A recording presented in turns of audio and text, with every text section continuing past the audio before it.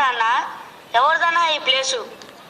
తమ్ముడు, ఈ ప్లేస్ మందేరా. మనం ఎక్కడ కూర్చుంటే ఆ ప్లేస్ మనం కబ్జా చేసినట్టే. రే ఎవర్రా నువ్వు నా ప్లేస్ లో వచ్చి కూర్చున్నావు? ఇది నేను కబ్జా చేసిన ప్లేస్ రా. నువ్వెవడిరా? రా. రే నా ప్లేస్ కబ్జా చేయడానికి నువ్వెవరిరా?